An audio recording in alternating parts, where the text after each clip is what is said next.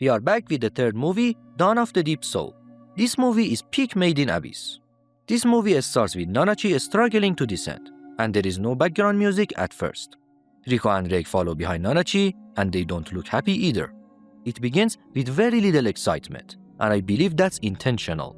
This scene is trying to show the reality of the abyss, without all the hype surrounding it. The ambient music slowly fades in, and we pass through an area filled with huge crystals scattered everywhere. This is the same place where we saw Liza and her husband at the beginning of the first recap movie. Many people don't realize how much attention to detail went into this series. Our challengers talk about the map of the abyss and why it doesn't include detailed routes. Riko explains that those details are passed down by word of mouth to prevent unauthorized delving into the abyss. This is a bit odd, and it suggests that the guild's purpose may not actually be to uncover the mysteries of the abyss.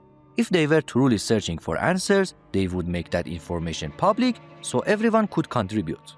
Instead, they may be maintaining a monopoly and possibly hiding the fact that the bottom has already been discovered. Maybe they keep the mysteries alive so they can continue profiting from relics. We've already talked about what Ozen said regarding opods, that they shouldn't exist because they would diminish the value of the abyss. We are finally here, the flower field of the fourth layer, the place where Rake dug a grave for Liza and mourned her. Riko is amazed to see so many flowers of fortitude in one place. Rake hears a strange voice. His eyes zoom in, and we see several cave raiders collapse on the ground. Nanachi says something is wrong because their consciousnesses are in complete disarray. Riko notices that one of the raiders has the blaze rip. Nanachi says he is a member of the Umbra Hands. He is known as Gallice of the Ashes. You can see his face on this page from volume 11 of the manga. He is a shroud, not just a regular Umbra Hand. They wear white coats instead of black and are equipped for combat with powerful relics.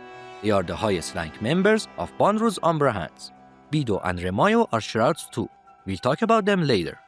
Gallice gives the blaze rib back to Rake and tells him not to drop it again. He also tells him that this area has been designated off limits. He says Rake must leave and tell Nanachi and Riko to leave as well. Rake is completely caught off guard. He has no idea how Gallice knows so much about them and that they've been under surveillance for so long. This is a fantastic way of establishing the power of Bondrewd and his squad before even meeting him. Rake refuses to leave until Gallice explains what he is doing here. At that moment, Riko notices an insect hiding among the flowers, disguised as a leaf of an eternal fortune. She remembers that her mother wrote about these insects in her notes, the Amaranthine-Deceptors. Liza encountered these insects in the flower field of the 6th layer, not here in the 4th layer, and that's actually very important. These insects don't belong here. Someone or something brought them here from the 6th layer.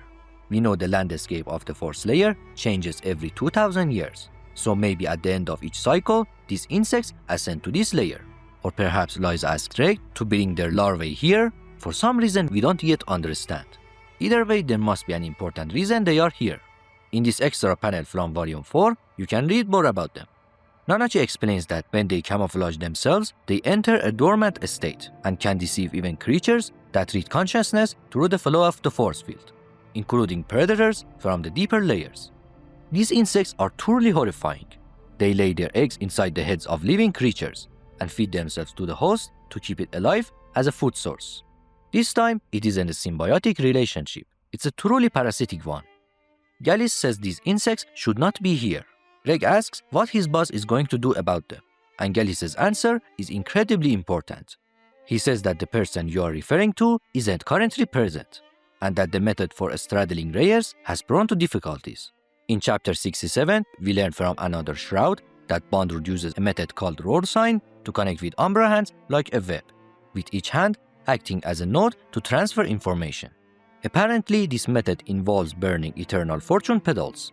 Gallice says he couldn't connect to Bondrewd because they were in different layers, and for some reason the method wasn't working. It might be because Bondrewd was fighting Hail Hex around this point in the timeline. I think this because something similar happens to another shroud in the 6th layer. While at Idofront, Bondrewd is likely fighting Rake, who destroys many of his facilities. We see the signal appear and the insects enter their active phase. Gallice immediately begins burning the entire field. Rake asks whether there are still cave raiders trapped inside. Gallice replies that there is no saving them. One of the cave raiders trapped in the field and possibly killed there is named Peijin. He participated in the forward expedition party's delve into the joint delving site in the second layer. This panel is the only time we ever see him. Reg is worried about the remaining raiders and insists there must be something they can do, but Gallice brings him back to reality. Do what exactly? Reg realizes that there is nothing he can do. Gallice tells him to return to his friends. The Sovereign of Dawn is eagerly awaiting all of them. This really portrays Bondrewd as an incredibly powerful white whistle. As Nanachi later says, information is power.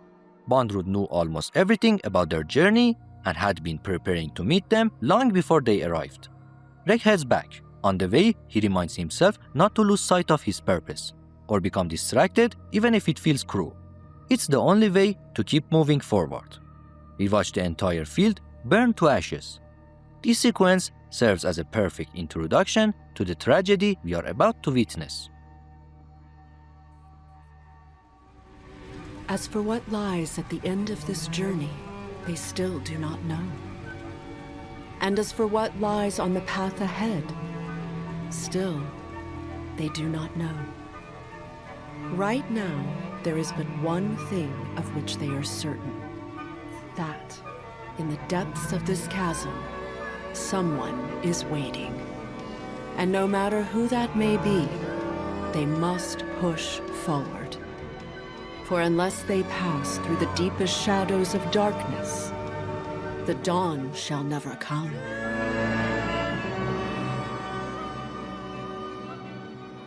This narration always gives me goosebumps, especially with the track Return of Madeinabyss, which is incredibly moving. The narrator speaks about mystery and the unknown. Even though we know nothing about what lies at the depths of this chasm, we know one thing for certain. Someone is waiting. If we interpret this symbolically, I believe that the person is our future self, the version of us that has already passed through the deepest shadows of darkness and become the answer. But if we take it literally, someone really is waiting for our group at the Ring of Essence. This is what Donnie tells Faputa. He says that it isn't Liza, but someone connected to Reg. Since the girl type is probably dead, we have no idea who that could be. Maybe it's Reg's creator, waiting for him to complete his mission and bring his Haku back to the Ring of Essence. This was my overanalysis of the first part of this movie. I'm trying to raise the quality of these videos, especially when it comes to my narration. Because of that, I'll probably make shorter videos, but hopefully release them every week. We'll see how it goes. See you in the next one.